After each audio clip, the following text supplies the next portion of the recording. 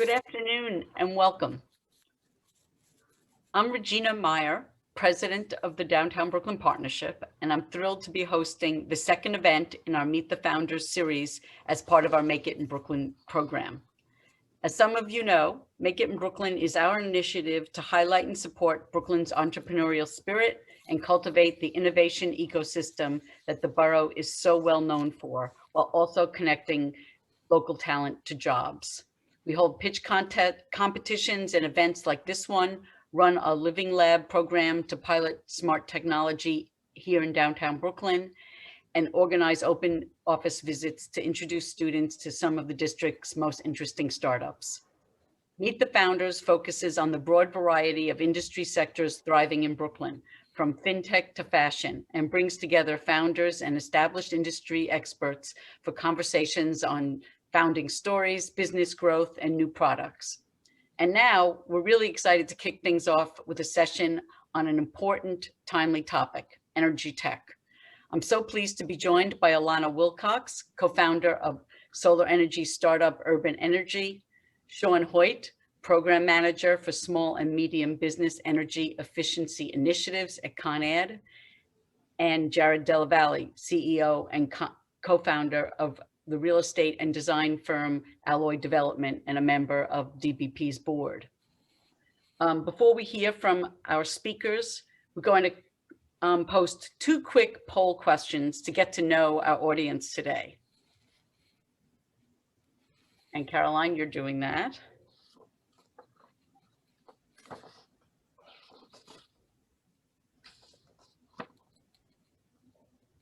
And so I hope you all answer those questions. And I'd be remiss before we get started to thank I really want to thank our sponsors, NYU Tandon and Con Edison, for this event.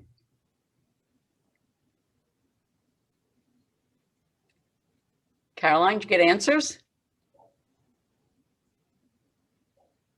Okay. Thanks. We'll get started today with short presentations from our speakers on their backgrounds and roles and how their companies are using innovative new technology to support sustainability here in New York. Well, I was going to say here in Brooklyn, but I would say greater New York City as well. A quick reminder that we'll also be taking questions from the audience at the end of our session. Don't hesitate to use the Q&A feature to share any questions you might have for our speakers. First, I'd like to introduce Ilona. Hi, everyone. I'm going to share my screen. Okay, it's wonderful to be here. We are big fans of the Downtown Brooklyn Partnership and have felt very supported by them throughout our tenure building our business in Brooklyn. So I am one of the co-founders of Urban Energy. I run the business with my husband, Russell. We founded Urban Energy back in 2017. As far as how we created our business and what the inspiration was, Russell had been working as a solar engineer at the time. I'd been working in various startups, and that's always been my interest in building new businesses. And Russell in particular was really frustrated by sort of the slow deployment of solar in New York City and the lack of innovative solutions to facilitate the solar transition, particularly among existing multifamily buildings where, we have so many of those types of buildings in New York City. And so, our goal was to connect multifamily buildings to all of these amazing incentive programs that, that exist in New York City, but multifamily buildings really didn't have the technology to take advantage of. So what we did is we spent the first 2 years sort of designing our technology, which I will show you here. If I can flip the slide. And so this is, oh, excuse me.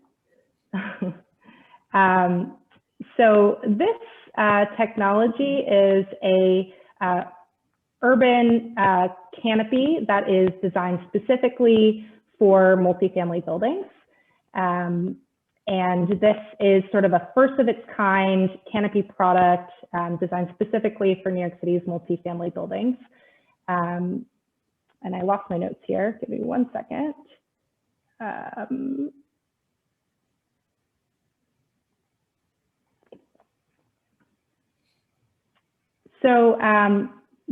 We have developed a really amazing collaborations in the past couple of years and some amazing customer relationships.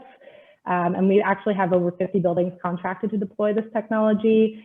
So not only are we a technology firm, we also have a full service construction arm. We're entirely based in Brooklyn. And as I mentioned, as a COO, I handle all of our business development efforts, our business operations. And I have in particular a specific focus on building our business to be as innovative, sustainable, ethical, and equitable as possible. So I'd be happy to speak more to that as we go forward, but that's a major focus for us. And we are really excited to be talking to you today.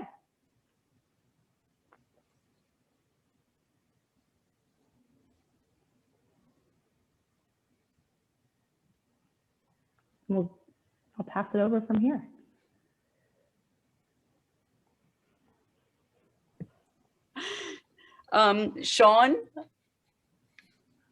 Shaun here from Con Edison. I can jump in, Regina, if that's okay. Cool. Jared, I'm sorry. No problem. Doing this remotely. Let me see if I can share my screen. Somebody else has to stop sharing their screen. Yep, trying to figure out how to do that. Oh, here we go.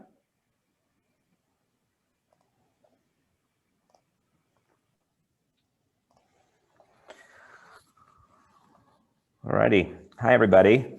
My name is Jared Della Valle. As Regina mentioned, I'm the CEO of Alloy Development. Alloy is a vertically integrated boutique design and development company located here in Brooklyn. We're actually all architects. And our mission as a company is to make Brooklyn specifically beautiful, equitable, and sustainable. And it's a meaningful part of the culture of our company and in the project choices that we take on. And so currently we are working on 2 projects. One is 168 Plymouth Street, which is an adaptive reuse project in Dumbo, which will be our 5th project in Dumbo. And the second one, which I'll talk about today, is called 100 Flatbush. So 100 Flatbush is a unique property. It's a triangular site located across from the Williamsburg Savings Bank, the Two Trees building with the Apple Store, Atlantic Terminal, and at the intersection essentially of Flatbush, Atlantic, 3rd, and State. And a large portion of the site was assembled by Alloy, and another piece of the site was actually owned and controlled by the City of New York and the Department of Education with an existing high school called the Khalil Gibran School. And we partnered with the Education Construction Fund, which is a New York State entity, which builds schools, essentially a developer for schools in New York City, and it leverages existing Department of Education sites in areas where there's an identified seat need, right? In areas like downtown Brooklyn, which have seen a lot of growth and that can handle significant density. What's interesting about this location is its proximity to transportation, right? In thinking about sustainability and energy consumption in general, targeting sites and locations that have sufficient access to transportation is a priority. And this is the 2nd largest transportation hub in New York City, which arguably makes it one of the 2nd most transportation-rich locations in the United States. So that type of access to transportation affords density, right? In these types of locations, bringing density and people together where there is access to transportation is a really logical conclusion. And we can do so, and we can limit consumption of fossil fuels by further eliminating or reducing parking in its entirety.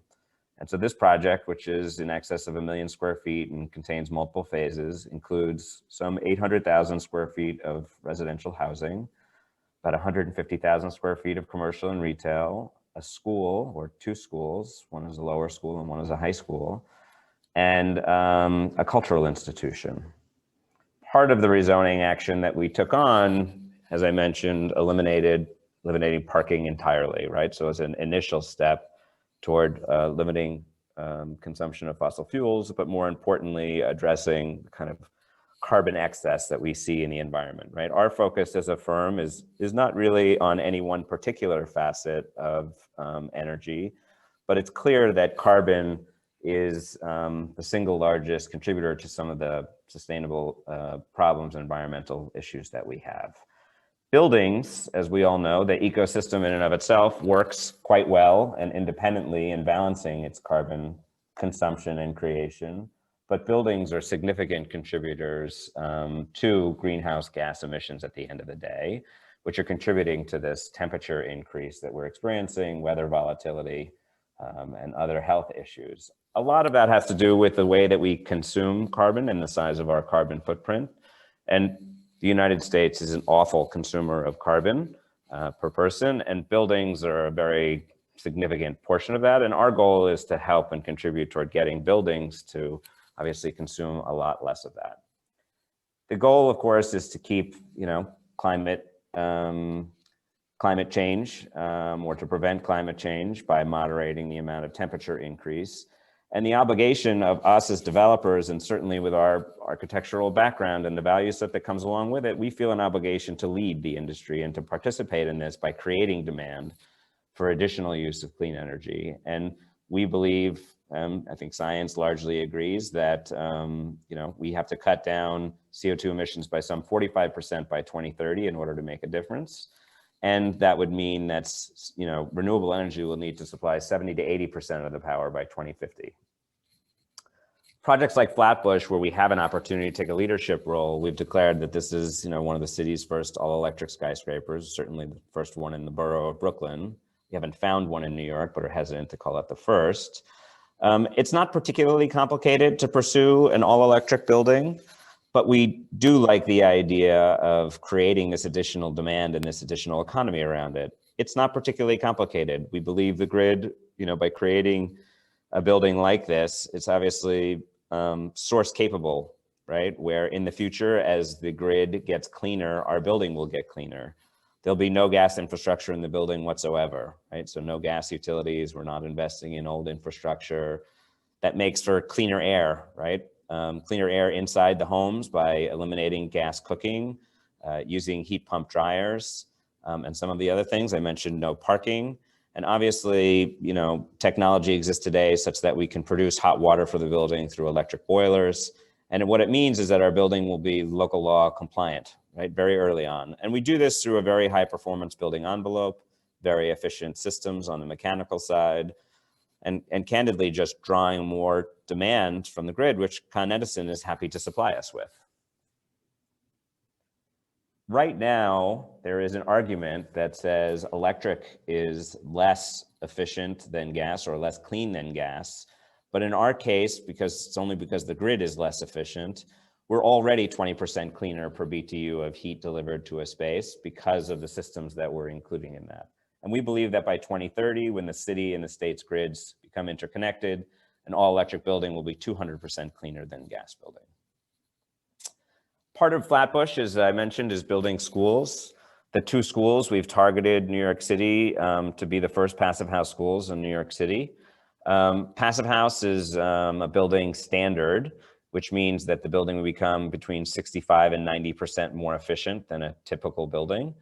And it requires similar features, a very high performance building envelope, thermal bridge-free construction, using the historic structures, reduced heating and cooling systems, using a heat recovery ventilation system to take advantage of the internal heat in the building in order to temper incoming and fresh air, and pushing through passive house certification candidly as a learning tool for the Department of Education to sort of in a way demand that our partner meets this criteria with us for a greener future. So 80 Flatbush is intended to be the first LEED community in Brooklyn. We pursue these standards because we feel like we have an obligation to lead. Our peer set of architects are constantly trying to convince their clients who are developers to pursue energy reform in some way or another. And as developers, it's our job to take a leadership role to show that the opportunity, in fact, is an economic one, and that there'll be more demand for this type of product, as we believe the renters will make a choice about where to live based on our goals that we set as a development. So with that, I will stop sharing my screen.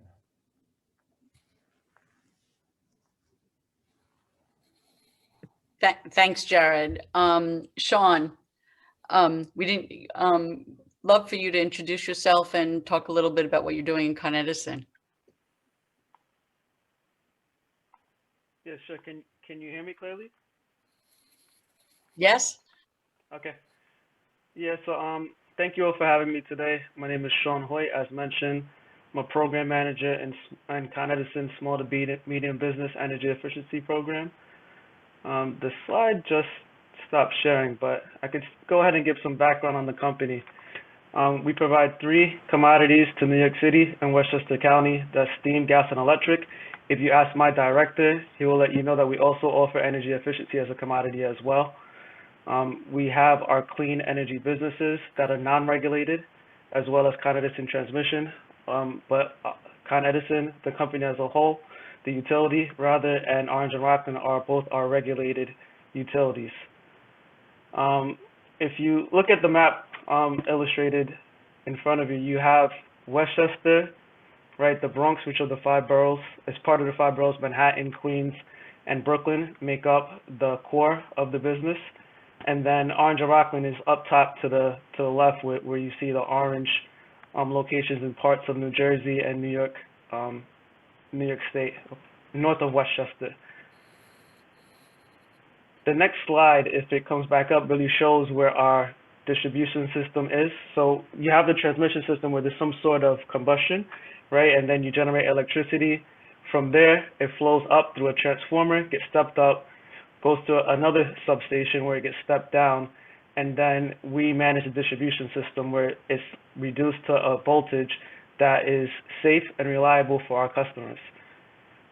We're in a different kind of grid right now, where traditionally energy would flow from one direction to the other, whereas now we have a multiple flow of electricity, where we have customers able to generate on site and feed back to the grid, and we sort of manage those, the safety and the reliability of the grid on behalf of our customers.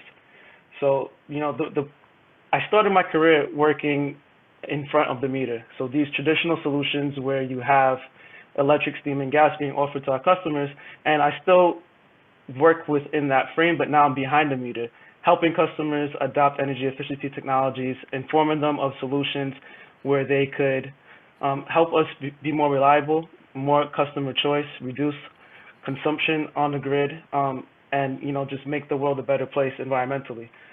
Sorry that the slide deck wasn't able to share correctly. My first original computer kind of tapped out. How convenient, we're at a tech conference and I'm having technical difficulties, but I'm sure that we'll get there collectively together. I'm looking forward to the conversation. Is here, Shaun. Excuse me? I saw the slide for a moment. It's all good. Okay. It's all good.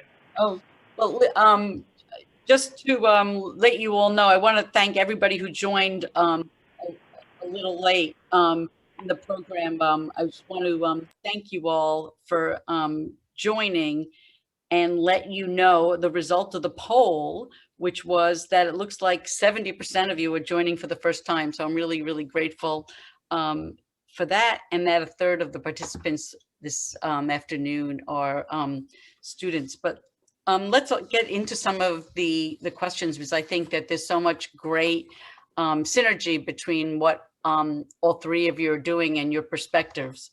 I guess I think my first question is really about the tech part of this, and that is, without getting that technical, since of course we are a general audience, I really want to hear from all of you, what is what do you consider the most exciting part of what's coming next, what's emerging, and that what can bring us to the next level in terms of the energy sector today?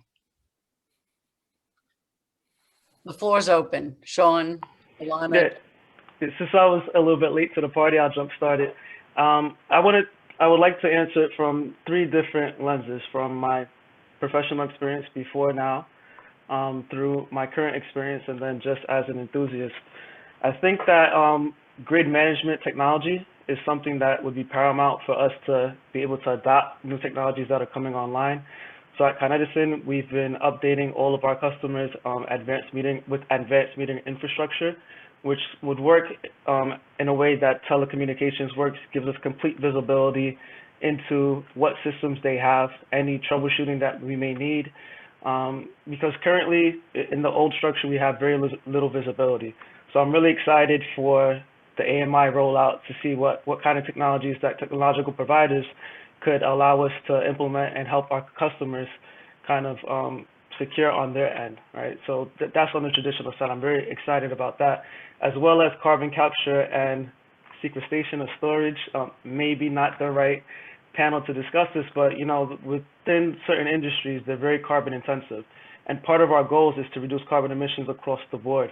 And I feel like as we embark on the fourth industrial revolution with AI and the Internet of Things, et cetera, there will be trade-offs. And I believe that carbon capture on the traditional side will be paramount to helping us make sure that we don't fall into the same traps that we fell into during the first three industrial revolutions. With my energy efficiency program manager hat on, I am working on a number of pilots with vendors that brought these technologies to my attention. So we all know that we're in the wake of COVID, and it's been very challenging for small to medium business customers, business owners, and the like. And there's a technology called UVC lighting for HVAC systems that has been around for a while, but now it's become more relevant because what it does is it cleans the coils within air handling units, and it limits particles, particulate matter, and other sort of harmful elements that their patrons essentially could be breathing in, including COVID, right? So that's a play that, you know, I think that if we could figure out if it saves enough energy, that we could provide a decent amount of incentives on that, as well as building envelope for as insulation. So there's another pilot that I'm working on with a small business customer developer. Used to be what she claims is a retired building manager, kind of tormented from having tenants and losses of electricity, et cetera. But basically, it's a window film application, right? Where, you know, traditionally you lose up to 50% of your thermal energy from windows, but it's very expensive to replace them. So this solution would help replace or actually add some insulation to the customer's facility at a fraction of that cost.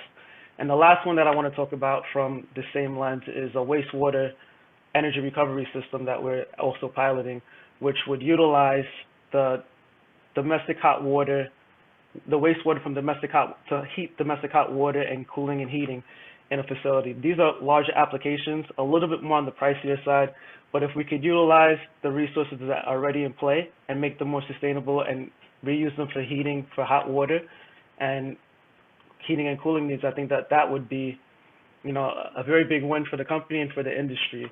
And lastly, you know, we were all promised flying cars if you watched Back to the Future as kids, right? So you can't help but be excited for the electric vehicle revolution. I think all the major developers are putting out new models to market. I think that they're futuristic, and I think that the energy is bright once we are able to get those going at full scale.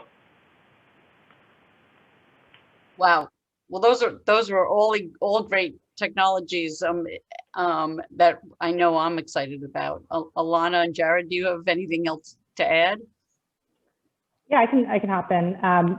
Also very excited about EVs, Shaun, and what that's going to look like in an urban environment. I actually have an EV, and so I can speak to the challenges, but also the benefits. But yeah, so I mean, I would say that we're sort of at a point in the energy industry where sort of the core technologies on the renewable side, like the solar modules and storage, have come such a long way that they're really ready to be deployed at scale, and heat pumps are at a place where they're ready to be deployed at scale as well. Excuse me, you're going to hear my dog drinking water in the background. But I think what I'm most excited about is we're a construction firm. I'm most excited about the sort of emerging innovations that that are those that facilitate the adoption of these technologies in emerging markets. So that means like innovative tools, installation processes, creative financing methodologies, all those things that need to come together to make these technologies able to be deployed at scale. So they're ready to go, but what are going to be the things that make them possible? So for example, there's a company called Dandelion Energy that's out of Urban Future Lab where we most recently joined, and we've been really inspired by their sort of innovative geothermal installation innovation. So they're making drilling 4 times faster than we've seen before in geothermal and way more affordable.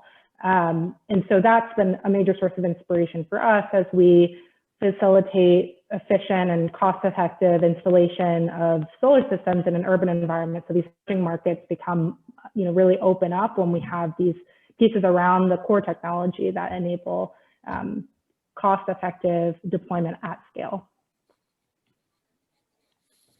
I'll answer from a slightly different perspective, less technological, more cultural. I honestly think we're at a tipping point, right? I have an EV and it plugs into my house that has PVs on it. And my kids won't eat food that has been wrapped in plastic, and I'm a vegan now. And I think that that people will begin to vote, as it were, financially through real estate by choosing places to live that have this as a priority. And, my kids are teenagers now, and it's impossible for them to escape the responsibility that they feel to make a difference. And it's our job to listen carefully to those demands and to be candidly having opportunities like this. The greater technologies are communication ones right now. The advancement of technology in this space is evolving at such an extraordinary pace that it will be adopted. And the question is, how do we make it appealing for people to do so?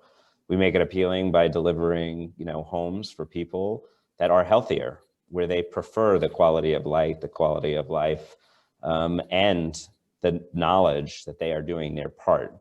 And I do believe that the real estate industry and people who shop for real estate will not so much shop based on just widgets or amenities or aesthetics alone, but based on a value set that they prefer, and that they will choose to spend money on real estate that in fact has these sorts of features and qualities that we can create demand for, right? And making it accessible, and making it accessible by demystifying the complexity around it, because it's candidly not complicated. But we're at this moment, and I do think electric vehicles have started us tipping there. And I think people are recognizing that it will proliferate through everything that we own, which has a battery in it of some kind and not necessarily plugged in. And so it's easier for people to draw the conclusion that batteries can achieve other things on a larger scale, including batteries. And we tried to even get rid of our generator by using batteries, but we couldn't. The building code wouldn't really allow us to supplant number 2 fuel oil for generation, emergency generation. But we are at an interesting moment. I really agree. And interestingly, I think having you 3 on this panel, you're all obviously pulling in the same direction, which is fabulous to hear how simpatico you are from both the tech building and obviously from our major utility perspective.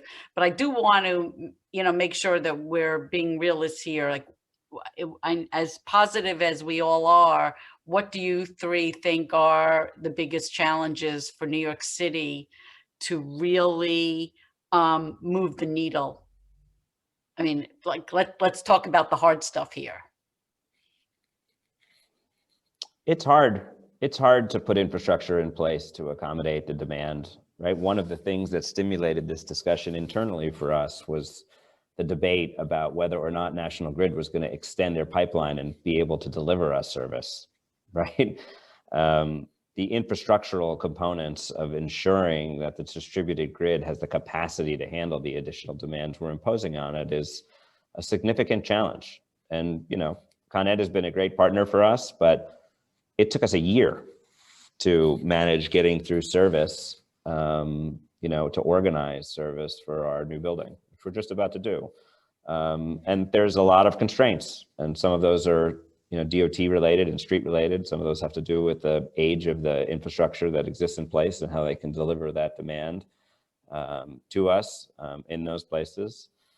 I think infrastructure is the challenge, and policy and process are a little bit of the challenge, because it's so hard to build anything or do anything. I'm sure Ilona deals with it all day long in trying to permit the work and have it not count as floor area, have it meet with the structural demands and criteria of what the buildings have to go through, and then making it cost effective in some way where the planning process doesn't exceed the actual cost of the items themselves. You want to jump in here, Ilona, and then Shaun? Yeah, I'd agree with that, Jared. The infrastructure is hard, and doing something new in such a built environment is challenging. But I'll also say that when we talk to building owners, one of our major challenges is navigating the incentives and making these projects work where the thing that makes them possible are so complicated. So a lot of it is sort of just helping building owners piece together all those different components, and so that they can feel confident that they're making a good and smart investment.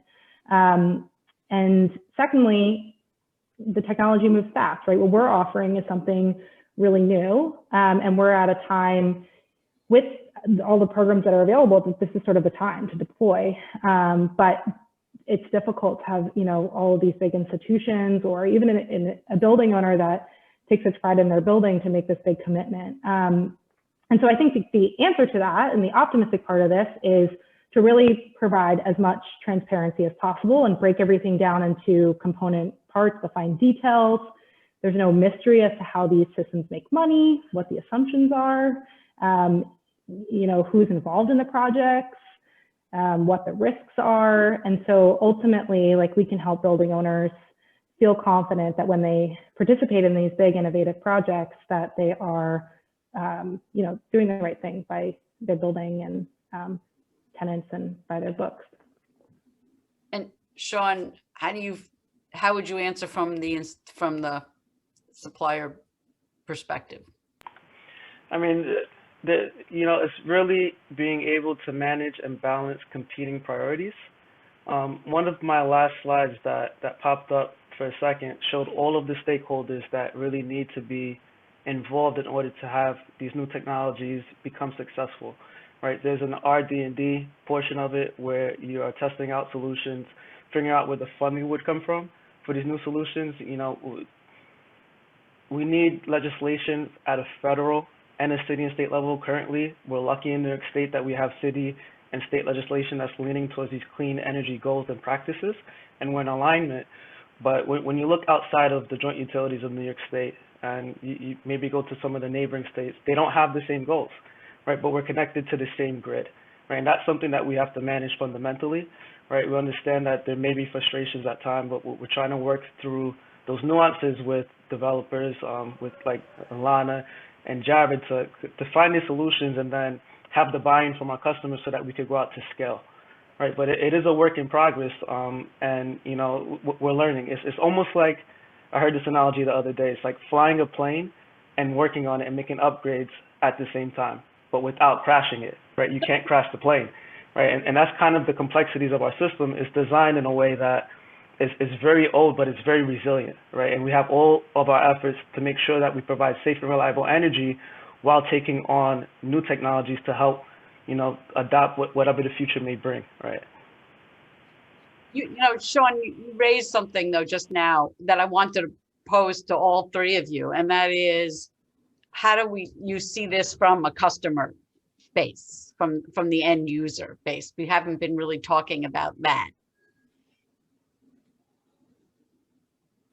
Well, I think it varies depending on the customer type, depending on the market segment. So you have like residential customers, that's 1 to 4 family units. You have multifamily owners that are the bigger 5 units and above, those large commercial buildings. Then you have commercial and industrial, then you have the small to medium business class. And within each of those market segments, you have a certain and a different level of sophistication.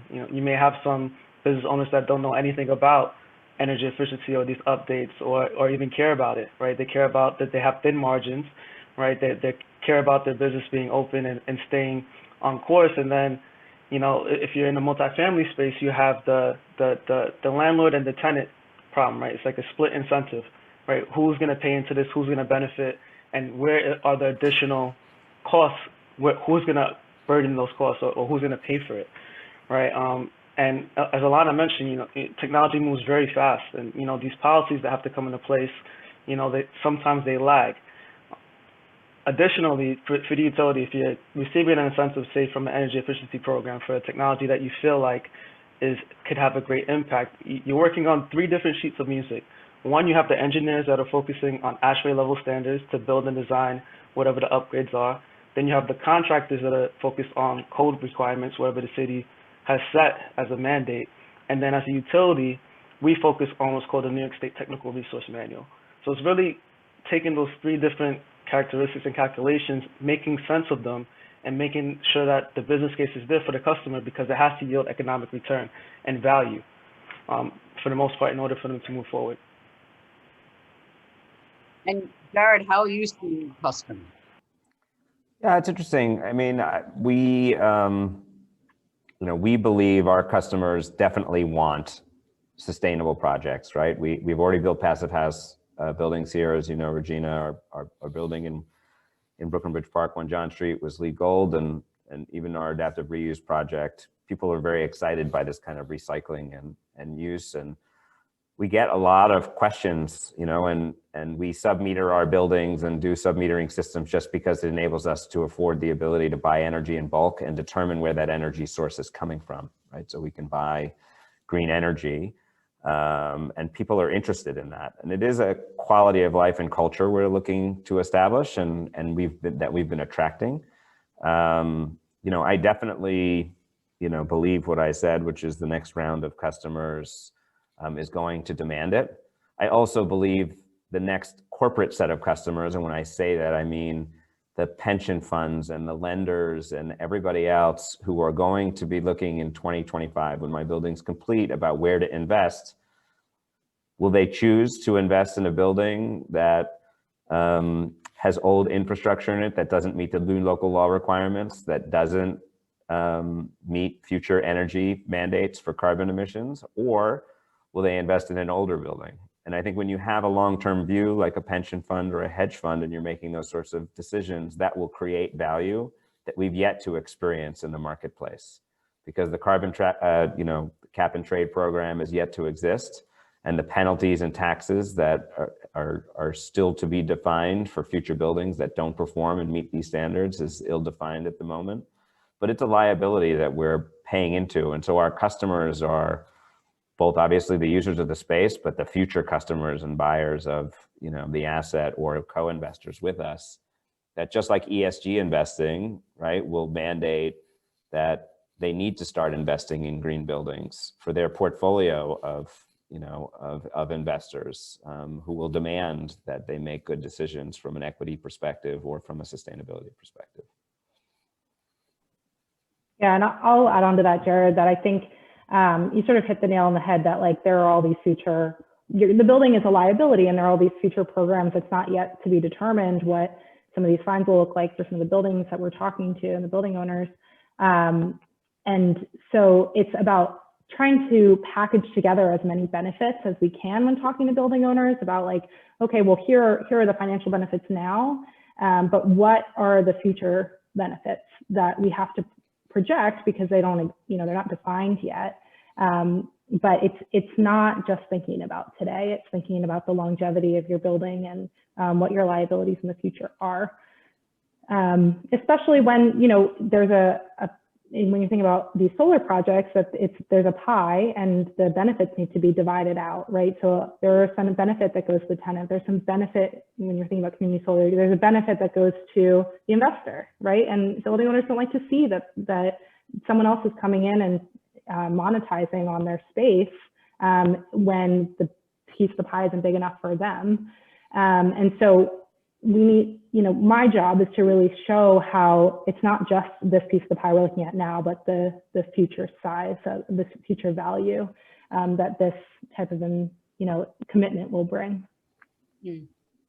Before we go to questions, Shaun, I just realized something. When Jared said it took a year to get through the approvals to do all electric, do you think that will change over time? Or, I mean, what is your perspective on that, working with developers? Well, I mean, I would hope so. Everything shouldn't take that long. We're in a learning phase as we are also well versed, right? I didn't quite catch what the project was, Jared, that you were installing that took a year, right? But we have a robust um, DG ombudsman group that really works with our energy services team to sort out and filter out all of the upgrades. If the building needed a system upgrade so that they could become electrified, then it would be as seamless as possible. So they are constantly working on it. We have what's called the distribution system implementation plan, which is public information. It's online. It's very technical, very robust, and it has a lot of pertinent information that if anyone wanted to look it up and dig into the details on the process, I think it would serve you well. Again, it's working with all the municipalities, right, that we have to work with and align with to make sure that everything that we offer is safe. So without knowing the full details of Jared's project, I don't want to say that it wouldn't take another year, right? I would only say that I'm hopeful that it'll be less time than that. It wasn't, just to clarify, Con Edison needed no further review. It was just a typical load letter that we submitted about what our load would be. To a degree, they're agnostic to what's on the other end, right? They're measuring up against what the demand is and saying, here's the infrastructure. It's putting the infrastructure in place for a building of scale, in general. And to your point, Shaun, it is about the intergovernmental agency process. And I do think that one of the things that could stimulate a desire for people to go this way might be almost the equivalent of the Department of Buildings high-rise group, which is that when you have a project of scale that's proposing sustainable features, that they could have a fast path, as it were, to encourage developers to want to take that path by including, from an entitlement perspective, including more sustainable or renewable features in their buildings, such that the city incentivizes and encourages them from an entitlement perspective to cut out red tape or to give them a line in the queue, a spot in the line that we're faster than everybody else, right? Because the sheer scale and complexity of these projects requires additional engineering time. And it's not like Con Ed was sandbagging. It's just that between trying to locate sidewalk vaults of that scale without cutting down trees, without moving curbs, up against where the doorways to our building is a delicate dance. And it required several iterations of design in order to achieve it. Again, nothing insurmountable, but from a process perspective, there's no communication between interagency communication, and it just makes it difficult. Got it. We have a good question from the audience, which actually goes, I think, to Con Edison, and but it really does pertain to how we think about New York City moving forward. And that is, as we all know, building emissions in New York City mostly come from old and existing residential structures with significant emissions. What do you feel that, how strong do you think the movement will be to enter into a period of really retrofitting buildings? Yeah, again, through regulatory reform, I think we're well positioned to incentivize solutions. Within energy efficiency alone, within the next 5 years, we're expected to get to 3% of our distributed electricity through energy efficiency, and to triple it by 2030, right? So again, energy efficiency as sort of a first fuel, right, as a low-hanging fruit to kind of resolve some of these issues for these building owners, as well as a clean heat program that we just launched alongside NYSERDA. That's the New York State Energy Research and Development Authority. All the joint utilities now, we have sort of an offering for multifamily buildings, residential, small to medium business, large commercial customers to really go after these heat pump technologies, which are, for lack of better words, are similar to a refrigerator. They move heat from one area to another, right? So you could electrify your heating system in the winter, and it's a lot more efficient than your traditional boiler system, about 1.5 to 4 times more efficient than those systems. And it's part of the Climate Leadership Community and Protection Act that was established last year by the governor, and then our new Efficiency New York order that subsequently, well, it came a little bit before then, but set the tone for the utilities to really work with our customers to become more sustainable and to, you know, help them out and not get charged with local law 97 emissions, fines and penalties, etc. So we're really working to try to be our customer strategic energy advisor and help them along the path towards sustainability. Okay, I'm looking forward to all of that. Ilona, what were some of the positive and negative surprises in scaling your business from when you started from pre-seed to now? Mainly, let's also talk about the finance aspect of this, of your business. Yeah, so interestingly, we've actually, we've bootstrapped our business. So we haven't raised funds to date, and we've survived based off of our project profits. And so what that's done is it has, you know, basically our engineering, procurement, and construction business has really fueled our technology innovation.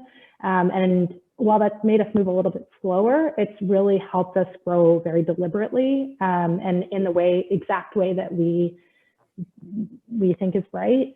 So we've been able to create a business that we think is really sustainable, that's not sort of running on, you know, quarterly goals the way that maybe a VC funded business would be. And, you know, so that's helped us really weather the COVID challenge, for example. You know, and has allowed us to spend the time to develop the right partnerships that we need. And so we have a network of, I mean, I just can't speak highly enough of the network partners that we have, specifically in Brooklyn, but in New York City and beyond. But I mean, I could just go on and on and on. I know that Pat from UFL is on here, and like they've been really amazing. I can speak really highly of actually another company that was in our category for the Make It in Brooklyn Awards, Block Power, who has just been like a support for us from the start. You know, just Environmental Justice Alliance, just the things that we want to focus on, we've been able to focus on. We've been able to take our hiring really slowly and deliberately bring on people that we know are going to be creative and invested in our business and in our growth and do things the right way. So, you know, that isn't the easiest thing to kind of rely on your project revenues to sustain the business, but it does give you a lot more flexibility in terms of what the business is going to look like at the end of the day. Impressive.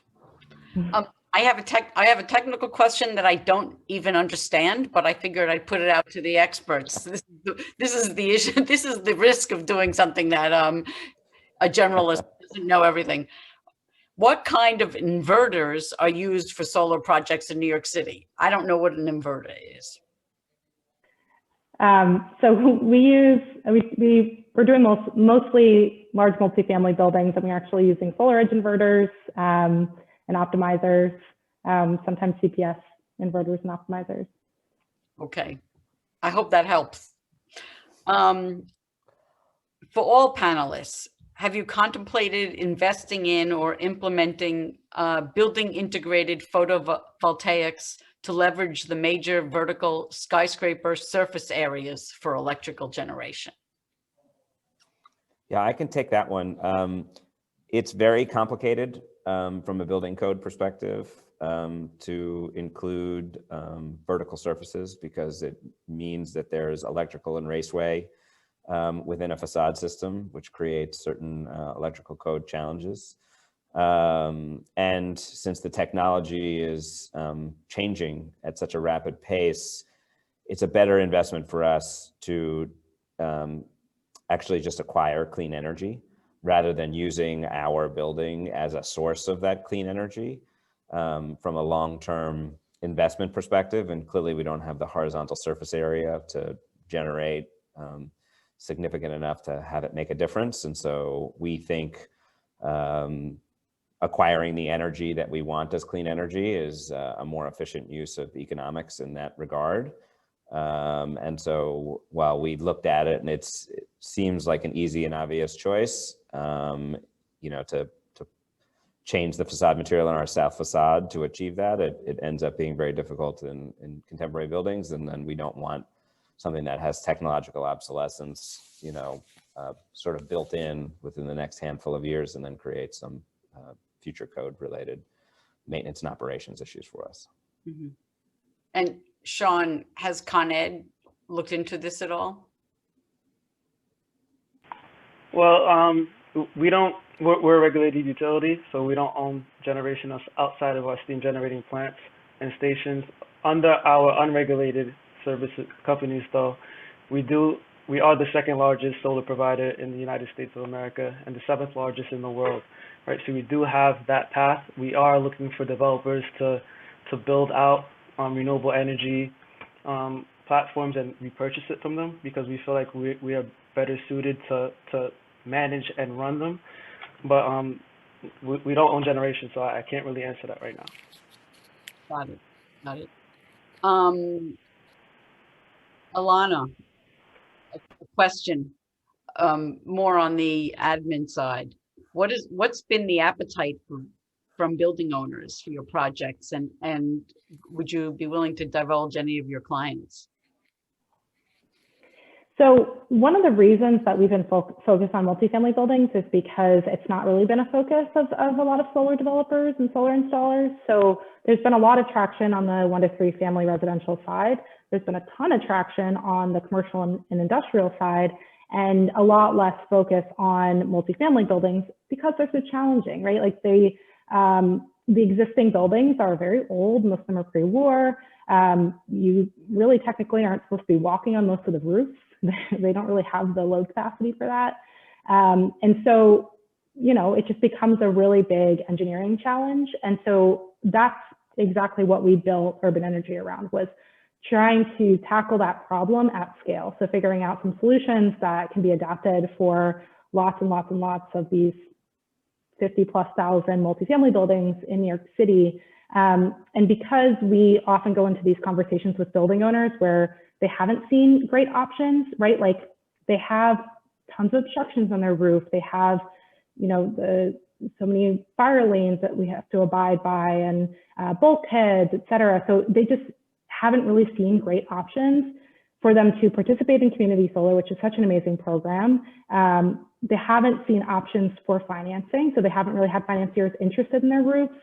And because we're kind of coming to them with all of these pieces in place already, we've had a lot of optimism. So we actually have over 70 buildings contracted right now.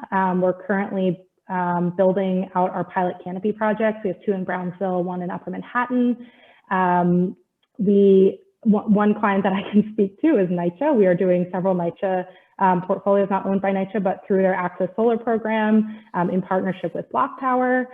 And so we have multifamily building owners who own many multifamily buildings. We have co-op and condo buildings who are really excited about what we're doing and are interested in trying new things and creative things. So we've seen a lot of very positive, enthusiastic reception. That's great. That's great. Shaun, I want to go, it's a question from the audience, but it goes back to something you mentioned early on in your presentation. You talked about artificial intelligence. How much is AI building and energy control relevant to building a more efficient world? I mean, I think that it has a lot of potential, right? When you think about building management systems and how they could set the different, use office space as an application where you have different temperature set zones, right? And the AI could predict when that office would be occupied based off of the logarithms that it identifies on a day-to-day basis, and then really, you know, adjust your energy or whatever the temperature should be so that you optimize your usage, right? Then you start to see it on your bills, right? Your bills start to go down, your emissions start to go down as well. I think that having that technology makes it a more seamless process. I also think, conversely, it may start to build negative human behavior characteristics where you're starting to depend and rely on the technology and not being cognizant of your own actions. So perhaps when you go somewhere else, maybe you go to a different building and you start to create those habits and they don't have this system in place, then maybe that building will be more wasteful, right? So I think that there still has to be a learning curve for everyone that is upgrading to these technologies. I think AI plays a major part in helping us make these decisions, giving us these decisions as well, so that we could design our system or our incentives or our programs more effectively. Good. Yeah, I get it. I get it. I don't want to think that we get lazy if buildings become smarter. I mean, simplicity is what all humans want, right? We want things to become easier and at our fingertips, right? And that's probably where the fourth industrial revolution is taking us, right? That simplicity that, you know, you're in your apartment building and you have a gym, but you don't want to wait for a piece of equipment. You know, you get a notification that that piece of equipment is ready for you, then you just go down and use it, right? Or street parking, where you're not driving around for hours looking for a spot. You know, you have an app that tells you this spot is open at this time. So, I mean, there are benefits to it, but again, there are also trade-offs that we need to be cognizant of. Yeah. A last question for all three of you. Since so many of our participants are in school and with degree and looking for or with degrees in urban sustainability, what advice would you give to a grad with that kind of degree who wants to make an impact here in New York City? I'll take a quick first stab at it. I studied sustainability myself at Columbia University, and what I found from my peers were a lot of them coming out or even during the program were looking for jobs with the title sustainability or environmental this or that. And I would say that don't wait for those opportunities. There's some organizations that need your guidance from the bottom up approach. They're not all looking towards being sustainable and environmentalism, et cetera. And then, you know, conversely, when I started the program, my program director, Professor Steve Cohen, told us that within the next 6 to 10 years, you'll start to see all of these large organizations with VP of sustainability, et cetera, and that has come to fruition. So the future is definitely bright with the world really starting to believe that climate change is real. It transcends across all market segments, so don't limit yourself to one scope of work, right? Especially if you're pivoting and career changing, or if you're just getting some professional experience. You know, do as many internships as you can currently. Speak to your peers, your alumni community. You know, they're your resource. Create and forge those relationships with your professors, and I think you'll be just fine. Jared or Ilona? I appreciate what Ilana's doing. I think that there is never going to be a better time in your history or career as a graduating student to start your own business than now. And the older and more mature you get, the more risk averse you get. And these opportunities where we have emerging technologies, the potential for early adoption, and the ability to shift the market, create opportunities for someone who has an entrepreneurial spirit. And, you know, it is, to me, the opportunity is to have more people who are smart, capable of communicating, who are willing to take risks that will make the difference. Convincing people to do something they're not inclined to do is difficult. And it's easier to do when you're young and you have more endurance. So I would encourage entrepreneurship and taking a leadership role in whatever way that you can, and expressing your voice with clarity about what your priorities and what's important to you. Thanks. Thanks, Jared. And I will say that, you know, that can be, you can have that entrepreneurial spirit, whether you are running a business or whether you are wherever you're working, right? Like this is my first business, but I started my career in education, and I found that I was able to practice those entrepreneurial skills in the classroom, and at every business that I've been at up until this one.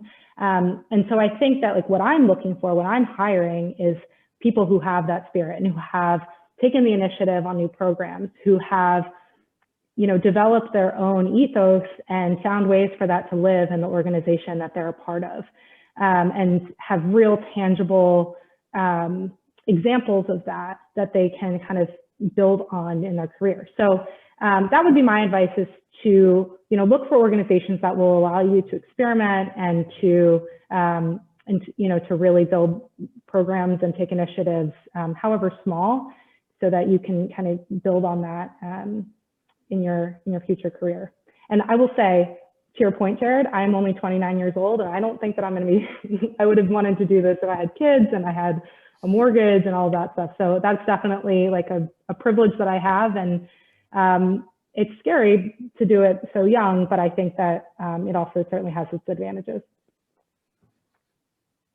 Three really great perspectives. This has been really terrific. I learned a lot, and it's for me a real pleasure to bring together all three of you on this conversation. I really appreciate each one of you for taking the time.